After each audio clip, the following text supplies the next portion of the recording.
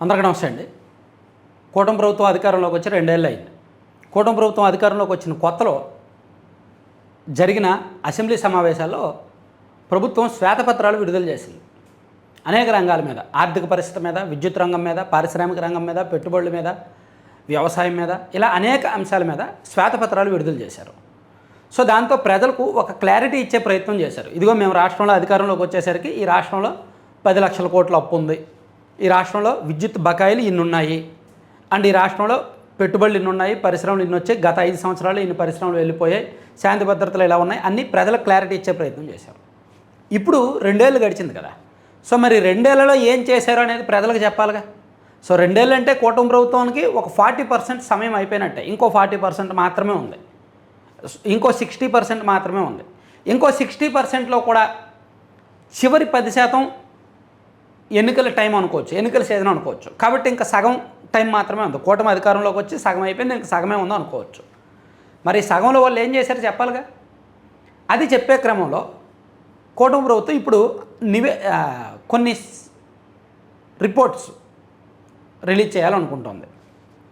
Progress reports అనే పేరు పెట్టి విద్యుత్ రంగంలో ఇదిగో 2024లో కూటమి అధికారంలోకి వచ్చేసరికి వైసీపీ ఇన్ని బకాయిలు పెట్టింది, సో ఇంత టారిఫ్, ఇంత ట్రోప్ ఛార్జీలు వేశారు. మేము కూటమి అధికారంలోకి వచ్చిన తర్వాత 2 సార్లు విద్యుత్ ఛార్జీలు పెంచారు. ఎందుకు పెంచాల్సి వచ్చింది? నిజానికి అది వైసీపీ హయాంలోనే చేసిన తప్పులు. వైఎస్ఆర్ కాంగ్రెస్ పార్టీ హయాంలో జరిగిన నష్టాలను పోడ్చడానికి వాళ్ళు చేసిన తప్పులకు వీళ్ళు అధికారంలోకి వచ్చిన 6 నెలల్లో ఆ తప్పులు బయటకు వచ్చి అప్పుడు సుమారుగా ఒక 15,000 కోట్ల వరకు 2 విడతలుగా పెంచాల్సి వచ్చింది. ఆ తర్వాత మళ్ళీ పెంచలేదు. అలాగే ట్రూ డౌన్ చేశారు, ఒక 2 విడతల్లో ట్రూ డౌన్ చేశారు.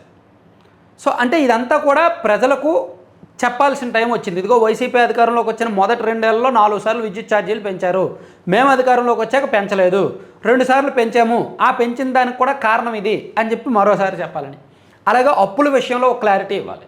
సాక్షి పత్రికలో వారానికి ఒకసారి రాస్తున్నారు, ఇదిగో కూటమి ప్రభుత్వం అధికారంలోకి వచ్చి ఎంత అప్పు చేశారు, అంత అప్పు చేశారు, ఇప్పటికి 3,65,000 కోట్లు అప్పు చేశారు అని చెప్పాల్సి వస్తుంది. సో అది కూడా ప్రజలకు క్లారిటీ ఇవ్వాలి. అసలు ఎంత అప్పు చేశారు?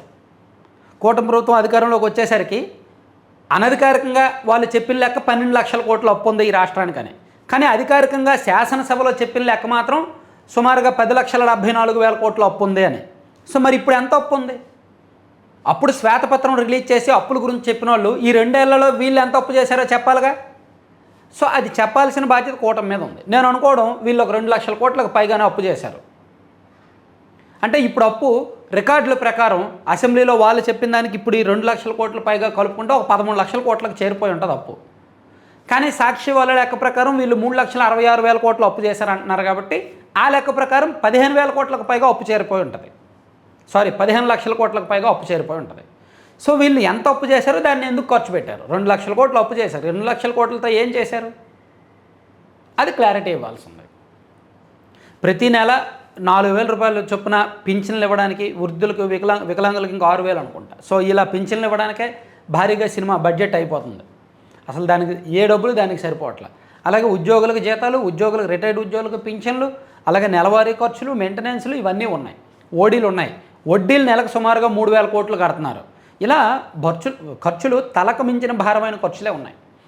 సో వాటి కోసం కొత్తగా అప్పులు చేయాల్సి వస్తుంది. ఇది కూడా ఒక క్లారిటీ ఇవ్వాలి.